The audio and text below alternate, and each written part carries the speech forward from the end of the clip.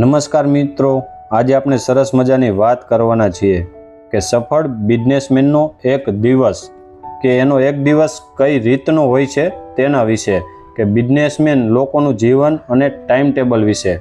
તો ધ્યાનથી આ સ્ટોરીને સાંભળજો કે બિઝનેસમેન લોકો સવારે 5 થી 6 વાગ્યા વચ્ચે મોટા ભાગના સફળ બિઝનેસમેન જાગી જાય છે.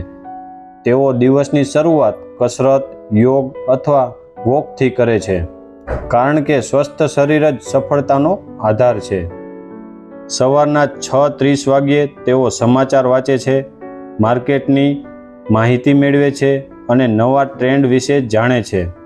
સફળ લોકો દરરોજ કંઈક નવું શીખવાનો પ્રયત્ન કરે છે. સવારે 7:30 વાગ્યે પરિવાર સાથે નાસ્તો કરે છે. તેઓ માને છે કે પરિવાર અને બિઝનેસ બંને જીવનમાં મહત્ત્વના ભાગ છે. સવારના 9 વાગ્યે ઓફિસ અથવા પોતાના બિઝનેસે પહોંચે છે. દિવસના મહત્ત્વના કામોની યાદી બનાવે છે અને પ્રાથમિકતા નક્કી કરે છે. 10 થી 1 વાગ્યા સુધી મીટિંગ, ગ્રાહકો સાથે વાતચીત, કર્મચારીઓ સાથે ચર્ચા અને નવા પ્રોજેક્ટ પર કામ કરે છે.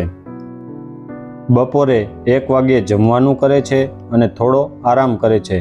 કેટલાક સફળ લોકો આ સમયે પુસ્તકો વાંચે છે અથવા નવા વિચારો પર વિચાર કરે છે. બપોરે 2 વાગ્યાથી સાંજે 6 વાગ્યા સુધી તેઓ બિઝનેસની કાર્યવાહી, વેચાણ, માર્કેટિંગ અને નવા અવસર શોધવા વ્યસ્ત રહે છે.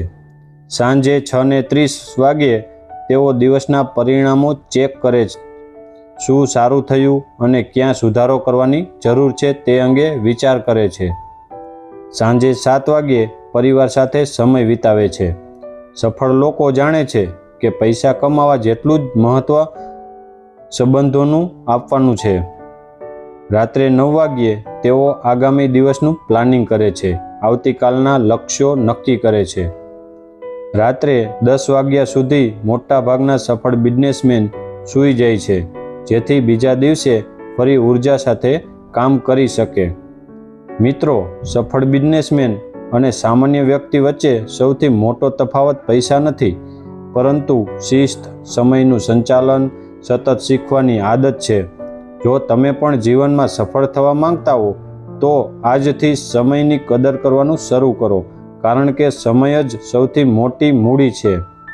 સફળતા એક દિવસ નથી મળતી, પરંતુ દરરોજ સારી આદતો સફળતા તરફ લઈ જાય છે. તો મિત્રો, તમને આ સ્ટોરી કેવી લાગી કોમેન્ટ કરીને તમારો અભિપ્રાય જરૂરથી આપજો. અને જો તમે અમારી ચેનલમાં નવા છો તો અમારી ચેનલને સબસ્ક્રાઈબ કરી દેજો, બેલ આઇકન દબાવી દેજો, જેથી કરીને અમે અવનવી સ્ટોરી અપલોડ કરી તો તેની લિંક તમને મળતી રહે. તો ચાલો આજે આપણે રજા લઈએ, કાલે ફરીથી મળીશું નવી સ્ટોરીની સાથે, નવા ટોપિકની સાથે. તો આજે રજા લઈએ. ધન્યવાદ.